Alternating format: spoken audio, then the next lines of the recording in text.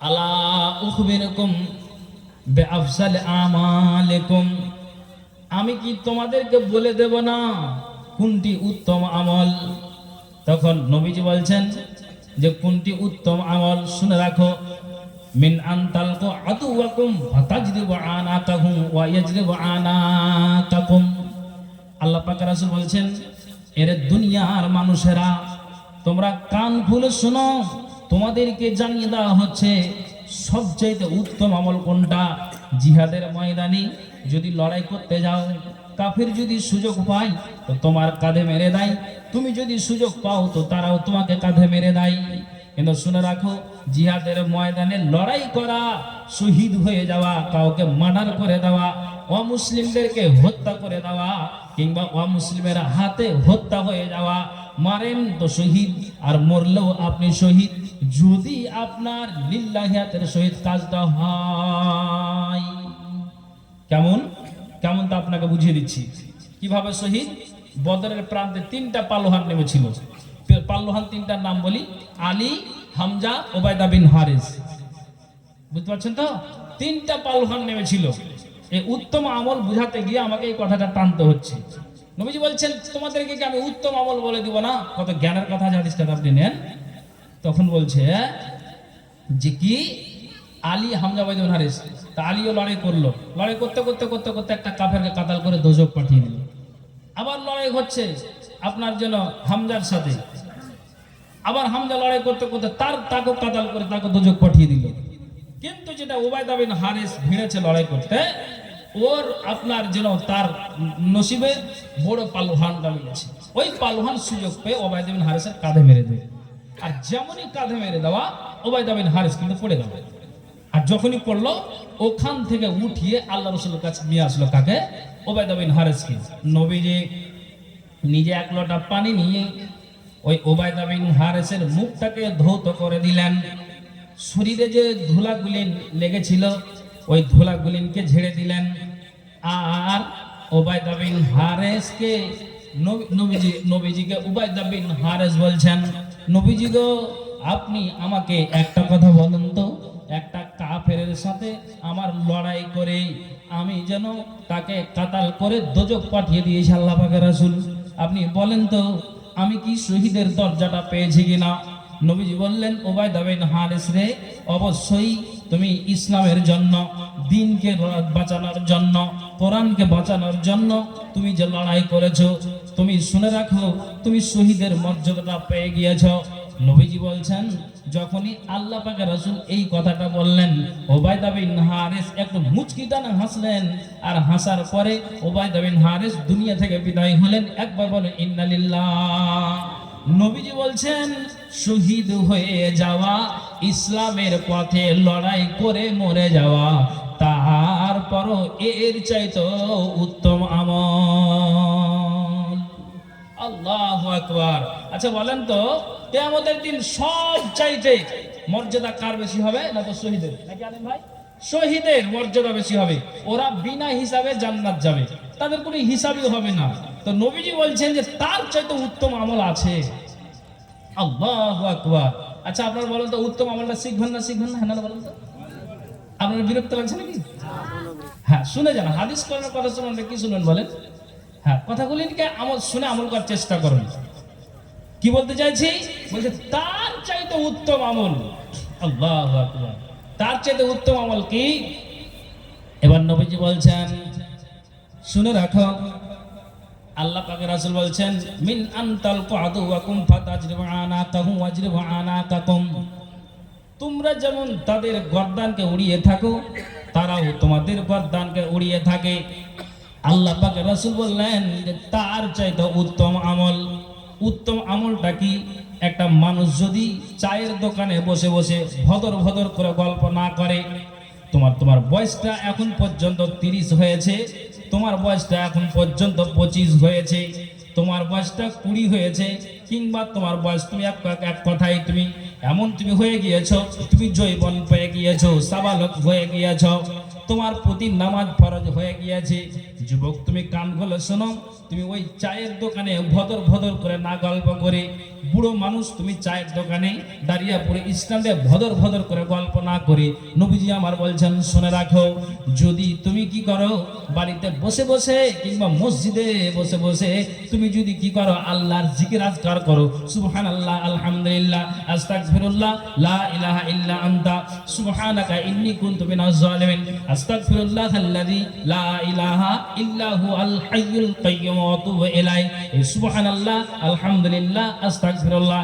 এই জিকিরগুলো তাসবিহ তাসবিহ তাহলিল গুলো নবীজি বলছেন যে তারা মুখ দিয়ে আবর্জনা কথা না বের করে, তারা ফালতু কথা না বের করে, তারা যদি বাড়িতে বসে বসে ওই নারী হোক বা পুরুষ হোক, পুরুষ মসজিদে গিয়ে হোক, বাড়িতে বসে হোক, যেখানে সেখানে কিংবা তোমার বাজারে গিয়ে আর কোন জায়গাতে যাবে সেখানে গিয়েও তুমি তোমার জুবান দিয়ে অকথ্য ভাষায় কথা আর না বলে, ফালতু কথা না বলে যদি তোমার মুখ দিয়ে জিকির আর আজকার তাসবিহ তাহলিলটা করো, আল্লাহ পাক রাসূল বলছেন যে এটা সবচাইতে উত্তম আমল।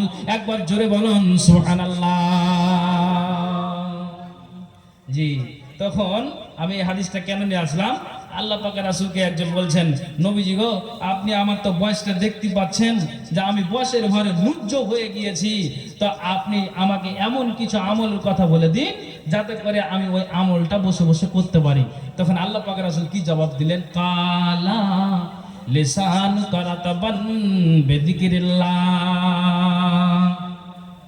নবীজি বলছেন, ব্যক্তি তুমি শোনো, তোমার মুখ যেন সদা সর্বদা জিকিরেই লিপ্ত থাকে, তাসবিহ তাহলিলেই যেন তোমার লিপ্ত থাকে।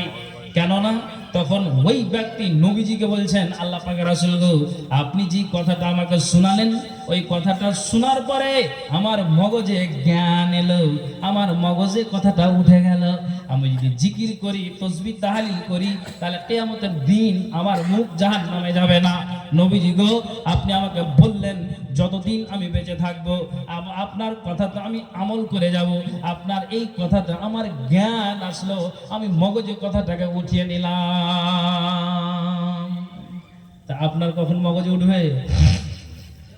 একবার বলার পরে তারা এক চান্সেই সেগুলোকে আপনার উঠিয়ে মগজে জ্ঞান করছে, আপনার কখন উঠবে বলুন?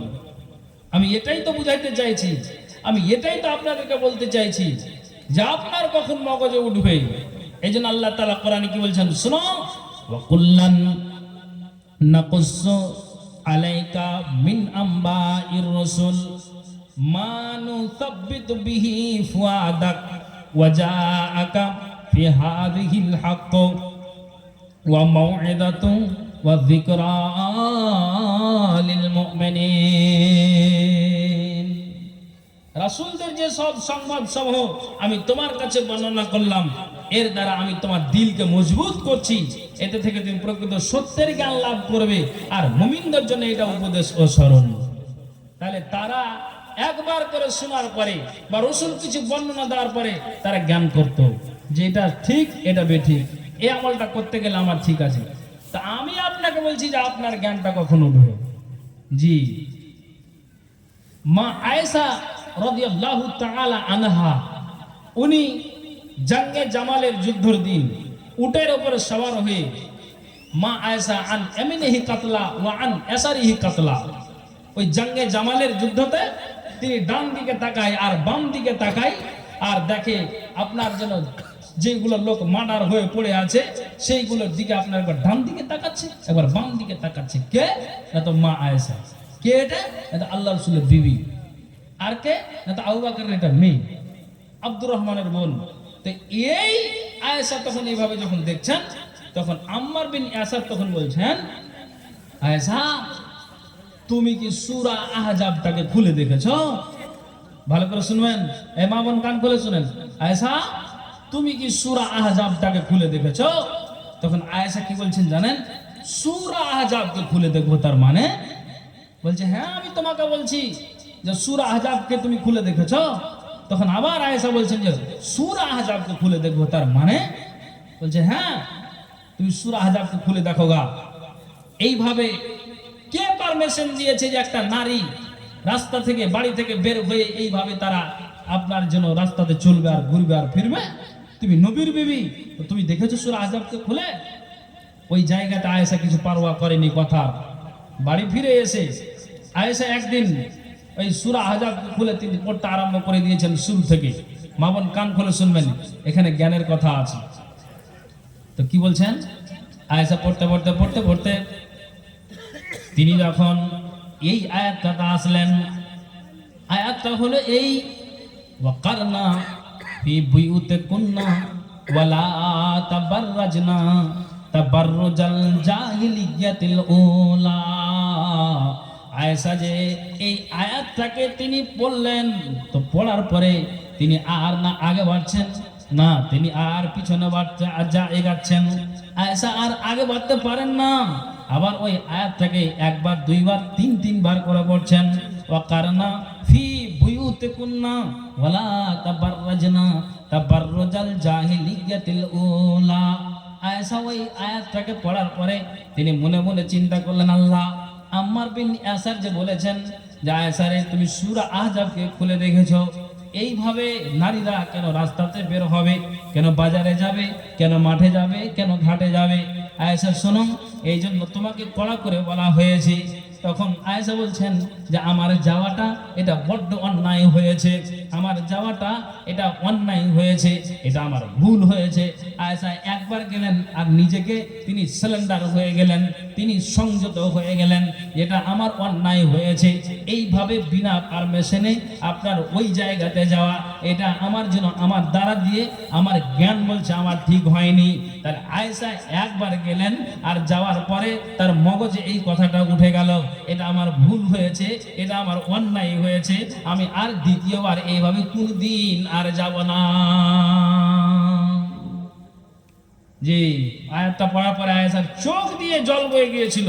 তাহলে এখন আমি মা বোনদের কি বলবো? মা বোন, তোমার মতো নারী যদি রাস্তাতে কি করে মাথায় কাপড়টাকে খুলে, চাদরটাকে খুলে, বক্ষ স্থলটাকে আপনার না ঢেকে, আর আপনার জন্য স্কুলে আপনার মেয়ে যায়, আপনার বিনা চাদরে যায়, তাহলে আপনি বলুন আয়েশা যাওয়ার পরে এটাকে ভুল বুঝতে পেরে তিনি নিজেকে জ্ঞান করে সংশোধন করে নিলেন, শুধরে নিলেন।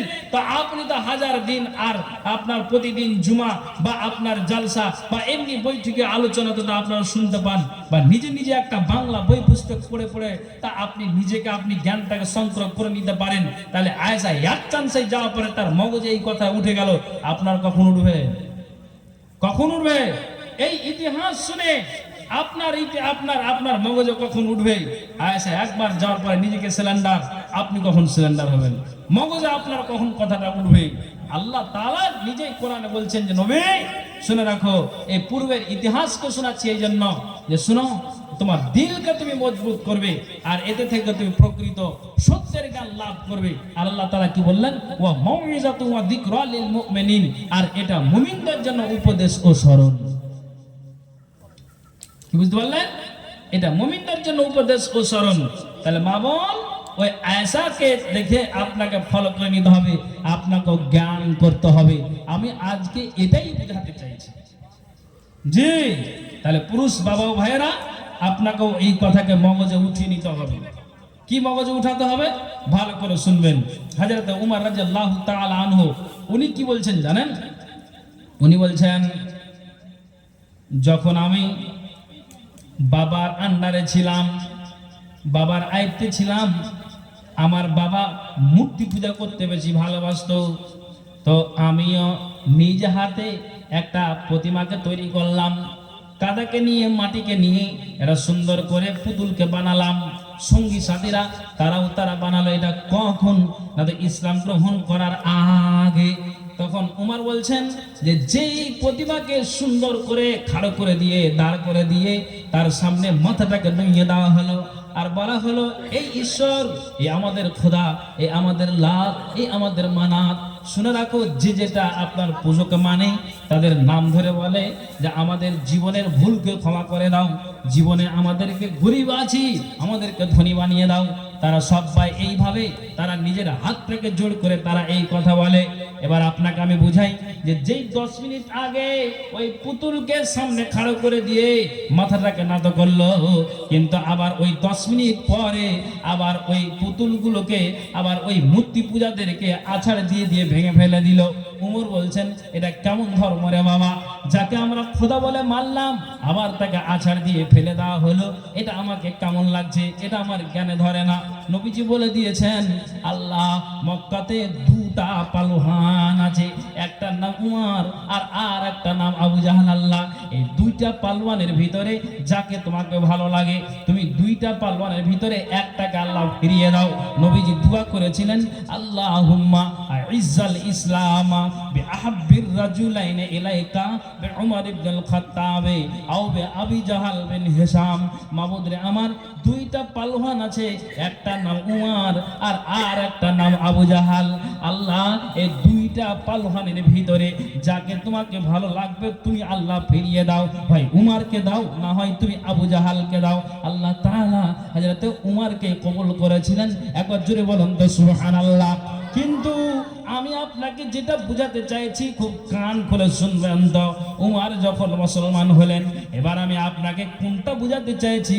আল্লাহ তাআলা কোরআনে বলছেন ওয়া কুল্লান নাকুসু আলাইকা মিন আম্বাইর রাসূল মা নুসাব্বিতু বিহি ফুআদাক ওয়া জাআকা ফি হাযিহিল হক্ক ওয়া মাউইযাতুন ওয়া যিকরা লিল মুমিনিন। আচ্ছা আপনারা কথা বলবেন, কথাটা বলবেন। ইসলাম গ্রহণ করার আগে উমর বলছেন, উমরের বাপ খাত্তাব ও মূর্তি পূজা করতে খুব ভালোবাসত, তো তার বাবা তার ছেলেও সেরকম।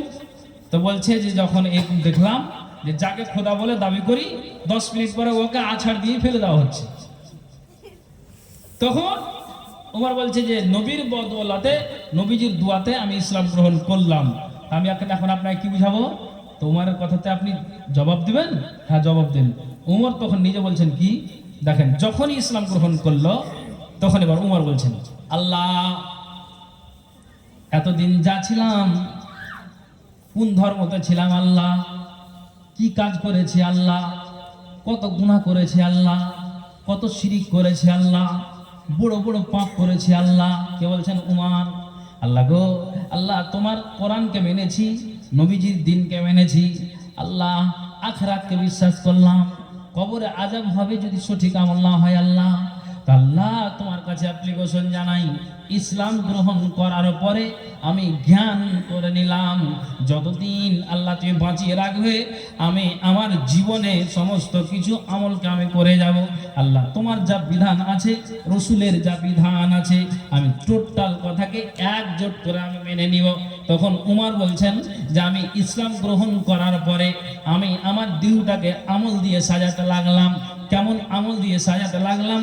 যেমন নতুন বিবাহর দিন, যেই দিন আপনার মেয়েটাকে আপনার জামাই যেদিন বিবাহ করতে আসবে ওই মেয়েটাকে আপনার সুন্দর করে আপনার যেন ঠিক যেন ওই আপনার সুন্দর করে বিবাহর দিন একটা রুমে কেমন করে আপনার মেয়েটাকে সিংহাই, বৌমাটাকে কেমন করে সিংহাই, নাকের ফুল দেয়, কানের দুল দেয়, হাতের পলা দেয়, গলার হার দেয়, আপনার পায়ের পাতা দেয়, তারপরে আপনার জন্য নতুন পোশাক আর কাপড় দিয়ে আর আপনার চাদর দিয়ে আপনার মেয়েটাকে সুন্দর করে সাজিয়ে দেয়, বৌমাটাকে সাজিয়ে দেয়। এটা কিসের সাজানো হলো? না তো এটা দেহের জন্য আপনার সৌন্দর্য লাগবে তার জন্য সাজানো হলো। কিন্তু উমর বলছেন আল্লাহ আমি আগে যা ছিলাম আল্লাহ তুমি জীবনের গুনাহকে মোচন করে দাও। কিন্তু উমর নিজে বলছেন ইসলাম গ্রহণ করার পরে আমি আমার দেহটাকে আমল দিয়ে সাজাতে লাগলাম, গয়না দিয়ে নয়, নাক ফুল দিয়ে নয়, হাতের পলা দিয়ে নয়, আমি আমার দেহটাকে আমল দিয়ে সাজাতে লাগলাম। কেননা যেদিন থেকে কোরআনকে মেনেছি, দিনকে মেনেছি, আল্লাহর বিধানকে মেনেছি, রাসূলের বিধানকে মেনেছি, সেদিন থেকে আমি জ্ঞান করলাম নবীর ইতিহাসকে পড়ে, নবীর কথাকে শুনে আমি যেন জ্ঞান করে নিলাম। উমর বলছেন আমি আমার দেহকে সাজালাম, না তো আমি নামাজের মাধ্যম দিয়ে দেহকে সাজালাম, যাকাতের মাধ্যম দিয়ে আমি আমার দেহকে সাজালাম, দান খায়রাতের মাধ্যম দিয়ে আমি আমার দেহকে আমল দিয়ে আমি সাজালাম, আমি তাহাজ্জুদের নামাজ দিয়ে আমি আমার দেহকে আমল দিয়ে আমি সাজাতে লাগলাম। আমি যেন জিকির আজকারের মাধ্যম দিয়ে আমি আমার দেহকে আমল দিয়ে আমি সাজাতে লাগলাম। কতদিন সাজালাম? যে যতদিন আল্লাহ তুমি আয় দিয়েছো ততদিন পর্যন্ত আমি হযরত উমর আমি আমার দেহটাকে আমল দিয়ে সাজিয়ে যাব। একবার জোরে বলুন সুবহানাল্লাহ। কথা মাথায় উঠলো? ধ্যান না বলেন তো, বুঝাতে পারিনি নাকি? তাহলে আপনি বলুন যে আমার আর আপনার জ্ঞানটা কখন আসবে? উমর যা ছিল ছিল, যখন ইসলামের ছায়াতলে আসলো, ইসলাম গ্রহণ করলো, তখন কিন্তু আপনার জন্য বললো আমি জ্ঞান করলাম। সেদিন থেকে নবীর ইতিহাসকে মানলাম, কোরআন আর রাসূলের হাদিসকে মানলাম। সেদিন থেকে আমি জ্ঞান করে নিলাম যে আমি আমার দেহকে আমল দিয়ে সাজাবো। জি, আমি আমার দেহকে আমল দিয়ে সাজাবো। আপনি কি দিয়ে সাজাচ্ছেন বলুন? কি দিয়ে আপনি সাজাচ্ছেন? আপনার মাথায় মগজের কথা কখন উঠবে? আপনি চিন্তা করে দেখুন। এক চান্সেই তারা এইভাবে এই কাজটা করছে। আল্লাহু আকবার। খাইবারের যুদ্ধতে যখন মুসলিম বাহিনী আপনার খাইবার বিজয় হওয়ার পর ওয়াদিল কোরাতে যখন উপস্থিত হলো, তখন যেন ইহুদিরা কি করলো জানেন? তীর কিন্তু শুরু করে দিয়েছে, তীর নিক্ষেপ শুরু করে দিল। আর তীর চালাতে চালাতে একজন নবীজির সাহাবী মিদআম, তার নাম কি বলেন তো? মিদআম নামক একজন সাহাবীর কিন্তু আপনার শরীরে কোনো একটা অংশ, মানে শরীরের কোনো অংশতে কিন্তু লেগে যায় ওই তীরটা। আচ্ছা, আপনারা বিরক্ত হচ্ছেন নাকি? অসুবিধা হচ্ছে না তো আপনাদের? এবার আমার সাথে বলেন তো সুবহানাল্লাহি ওয়া বিহামদিহি সুবহানাল্লাহিল আযীম, সুবহানাল্লাহি ওয়া বিহামদিহি সুবহানাল্লাহিল আযীম, আলহামদুলিল্লাহ। শুনেন, কথা শুনেন, কাজ দিবে। তো ওই খাইবার বিজয়ের পর যখন মুসলিম বাহিনী ওয়াদিল কোরাতে উপস্থিত হলো, তখন ইহুদিরা সুযোগ পেয়ে কিন্তু তীর চালাতে শুরু করলো। ভালো করে শুনবেন, এই যে জ্ঞানের কথা আপনাকে বলছি। তীর চালাতে চালাতে একজন মিদআম নামক রাসূলের সাহাবীর শরীরের কোন অংশতে লেগে যায়। আর যখনই কোনো অংশতে লেগে গেল, তখন এই সঙ্গী সাথীরা সবাই তারা আওয়াজ দিয়ে শুরু করলো, তারা সবাই বলতে শুরু করলো যে মিদআমের গায়ে তীর লেগেছে রে, তো মিদআম অবশ্যই জান্নাতে যাবে। তখন মিদআমের কথা সবাই এক বাক্যে বলে উঠলো, আল জান্নাত, আল জান্নাত, আল জান্নাত, আল জান্নাত, আল জান্নাত, আল জান্নাত। সবাই তারা বলল যে মিদআম অবশ্যই আল্লাহর জান্নাতে যাবে। তখন নবীজি বলছেন, কাল্লা ওয়াল্লাযী নাফসি বিয়াদিহি ইন্নাস সামলাতাল্লাতী আখাযাহা ইয়াওমা খাইবারা মিনাল মাগানিমি লাম তুসবিহাল মাকাসিম লা তাস্তাঈলু আলাইহি নারা। তুমি কোন বাগানের ফল, তুমি কোন বাগানের ফুল গো আমার ইসলাম ধর্মের মূল, সকল নবীর হইতে শ্রেষ্ঠ আখেরি রাসূল, তুমি কোন বাগানের ফুল। আরব দেশে জন্ম তোমার আব্দুল্লাহরই ঘরে, উঠিল পূর্ণিমার চাঁদ অতি অন্ধকারে। আরব দেশে জন্ম তোমার আব্দুল্লাহরই ঘরে, উঠিল পূর্ণিমার চাঁদ অতি অন্ধকারে।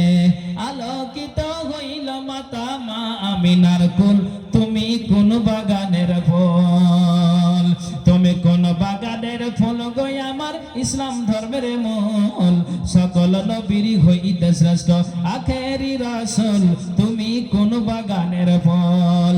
মা আমিনা ধন্য হইলেন কোলেতে লাল পাইয়া, মারহাবা জানাই ফেরেশতা কাতার লাগিয়া। মা আমিনা ধন্য হইলেন কোলেতে লাল পাইয়া, মারহাবা জানাই ফেরেশতা কাতার লাগিয়া।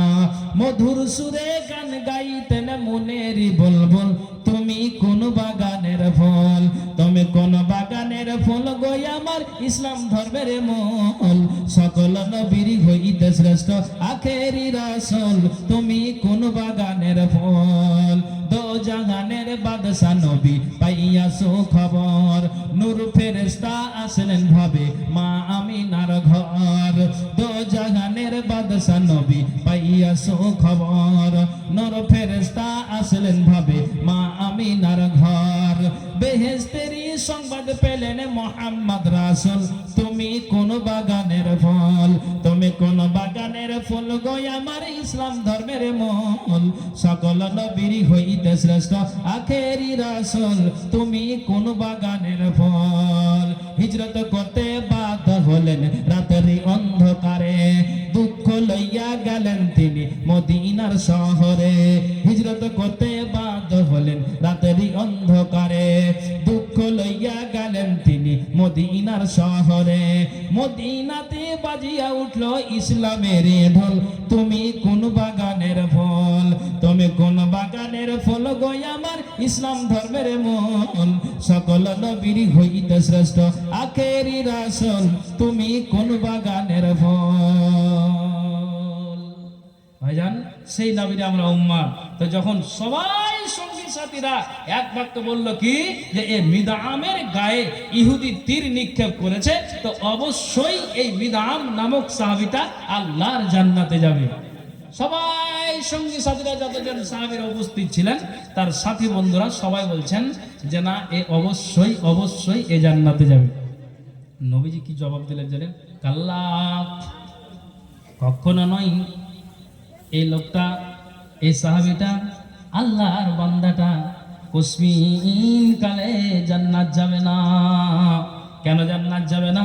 নবীজি বলছেন ওয়াল্লাযী নাফসি বিয়াদিহি, সে মহান সত্তার কসম যার হাতে আমার জীবন রয়েছে, সেই মহান সত্তার কসম যার হাতে আমার আত্মা রয়েছে, সেই মহান সত্তার কসম যার হাতে আমার প্রাণ রয়েছে, আমি তার কসমকে বলছি এই ব্যক্তিটা কেন জান্নাত যাবে না। এর উম্মতিরা শুনে নাও তো, কেন জান্নাত যাবে না? হ্যাঁ, এটা অমুসলিম তার গায়ে তীর মেরেছে আর মরে গেল, তো অবশ্যই জান্নাতে যাবে, শহীদের দরজা পাবে। কিন্তু এই লোকটা কেন পাবে না? তো কারণটা শুনে নাও। আল্লাহ পাক রাসূল বলছেন তার কারণ হলো খাইবারের যুদ্ধতে, খাইবারের দিন যখন লড়াই চলছিল, যখন ওই আপনার অমুসলিমেরা পরাজিত হলো, তো আপনার যখন তারা পালিয়ে গেল, তখন ওখান থেকে এ মিদআম একটা আপনার ওই গনিমতের মাল একটা চাদরকে নিয়েছিল, আর ওই চাদরকে সুন্দর করে নিয়ে ল্যাপটে বগলে তাই লুকিয়ে আপনার ওই জিহাদের ময়দান থেকে নিয়ে এসেছিল। ওই চাদর, শুনে রাখো, ওই চাদরটা তার কাছে এখনো লুকানো আছে।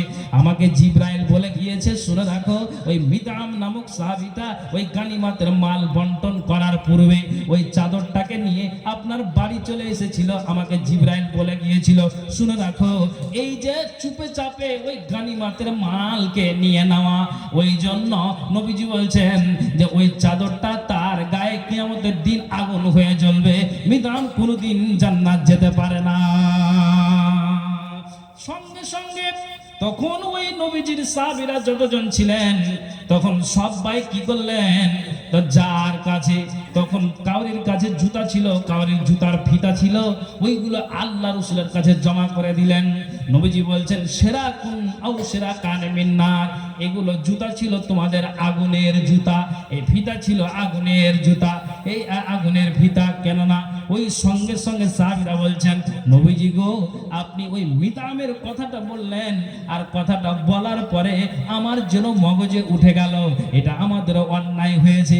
আমরা যে জুতা নিয়ে এসেছি, জুতার ফিতাকে আমরা নিয়ে এসেছি, এটা আমাদের অন্যায় হয়েছে, এটা আমাদের উচিত হয়নি। তা আল্লাহ পাকের রাসূল গো, আমরা ওখান থেকে জ্ঞানটা পেলাম, ইতিহাসটাকে শুনে জ্ঞানটা পেলাম, তখনই সঙ্গে সঙ্গে আমরা যে এই জুতার ফিতা নিয়েছিলাম, আমরা এগুলো সমস্ত কিছু আপনাকে জমা করে দিলাম। কথা বলতে পারলেন? বলেন সুবহানাল্লাহ। কেন আপনাকে কথা বললাম? যে ওই মিদআম চাদর নিয়েছিল, নবীজি বলছে এই চাদর তার আগুন হয়ে জ্বলবে, জমা করেনি, তো ইয়ারাও তো চুপে চাপে নিয়েছিল, তো ইয়ারা বলছে রে সুবহানাল্লাহ, মাথায় তখন জ্ঞান উঠে গেল, এটা আমাদের তো ভুলেছে, এই যে দেখেন মগজে উঠে গেল, তো এই তাড়াতাড়ি করে তো সঙ্গে সঙ্গে তখন আপনার জমা করে দিল। তো কোনটা লোক জানে না যে জুম্মার দিন খুতবাতে আপনার বলে এই জর্দা খেও না, এই বিড়ি খেও না, এই সিগারেট খেও না, এই খেও না, ওই খেও না, তো মৌলভী সাহেব তো হাজার দিন বলে, তো আপনার মগজে কই উঠছে? ওই চাদর নিয়ে আপনার যখন বললে যে এটা আগুন হয়ে জ্বলবে, তখন সঙ্গে সঙ্গে ওরা সব জমা করতে লাগলো। তা আপনি কোন দিন তওবা করবেন বলুন? আমার কথাটা আপনারা কষ্ট পাচ্ছেন নাকি? কখন আপনার মগজে উঠবে? একটা লোক স্টেজে, মালদারি ঘটনা, গ্রামের নাম বলবো না, তো আলিম ভাই ৮০,০০০ টাকা স্টেজে দিয়েছে। কত বললাম আমার সাথে বলেন তো আপনারা? কথা শুনতে পান না নাকি? একটু হ্যাঁ না করেন নাকি? 80,000 টাকা নিয়ে এসেছে। 80,000 টাকা স্ট্যান্ড নিয়ে এসে বলছে মৌলভী সাহেব আপনি গুনে নেন। তারা বলছে 80,000 টাকা এত গুনতে পারবো, মানে স্টেজে সময় লাগবে। তো আপনি 80,000 বললেন, তো বলছে হ্যাঁ ঠিক আছে। সবাই তখন লোকেরা তখন বলছে মাওলানা মাওলানা মাওলানা ওকে ধরেন ওকে ধরেন। বলছে কেন ধরবো? তো বলছে যে উনাকে আল্লাহ খুব ধন সম্পদ দিয়েছে, আরো যদি কিছু দেয়। বলছে কত ধন সম্পদ দিয়েছে যে ওর এখানটা জেসিবি আছে, ট্র্যাক্টর আছে, স্করপিও আছে, 4টা ছেলে 4জনকে বাইক কিনে দিয়েছে, দোতলা বাড়ি, 40-45 বিঘা লোকটার জমি। আচ্ছা বলেন লোকটার কোনো অভাব আছে? হ্যাঁ না বলেন নাকি? কোনো অভাব নেই। বলছে মাওলানা ওকে ধরেন একটু।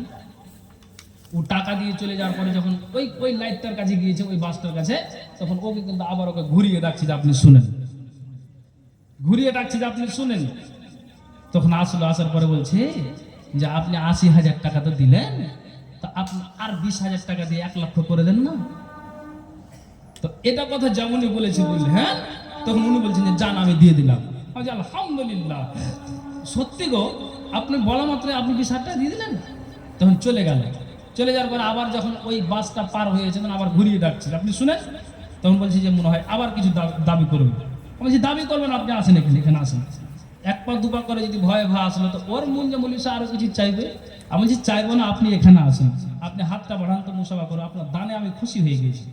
80,000 টাকা আপনি ইচ্ছাই দিলেন, আর 20,000 টাকা দাবি করলাম সেটাও আপনি দিয়ে দিলেন। তো সত্যি আল্লাহ যে আপনাকে ধন দিয়েছে, তো তার সাথে সাথে আপনার মনটাও দিয়েছে, এটা দানে প্রমাণ হয়ে গেল। সত্যি আল্লাহ খুব আপনাকে ধন দিয়েছে, আপনি উদারতা মনের মানুষ, আপনি দিলখোশ মানুষ, আপনি যেন সত্যি এই দানটা দিলেন। 80,000 আর 20,000 চাইলাম, সেটাও আপনি দিয়ে দিলেন। তো আমি আপনার যেমন ধন আছে তেমন মন আছে, এটা দানের প্রমাণটাও হয়ে গেল। তো ওকে আমি বলছি যে আপনার দানটা খুশি হয়ে বলছি আপনাকে আমি একটা কথা বলবো, আপনি কি নামাজ রোজা করেন? তখন ও আমাকে জবাব দিচ্ছে যে মৌলভী সাহেব আরো 20,000 নিলাও, কেন হাঁকে ওদিকে চাপ দিও না। আপনি আমাকে জবাব দেন তো, এই লোকটার ইসলামের জ্ঞান এখন পর্যন্ত ঢুকেছে? হ্যাঁ ঢুকেনি। তাই উর্দু কবি কি বলছেন, কুছ নেক কাম কর যা दुनिया में नाम कर जा, कुछ तो नहीं रहेगा रह जाएगी कहानी, कुछ नेक काम कर जा। আশা করি বুঝতে পারছেন, कुछ नेक काम कर जा दुनिया में नाम कर जा, कुछ तो नहीं रहेगा रह जाएगी कहानी, ए है मिट्टी का पुतला जिस्म है तेरी फानी। কিছুই থাকবে না, সব ছেড়ে চলে যেতে হবে।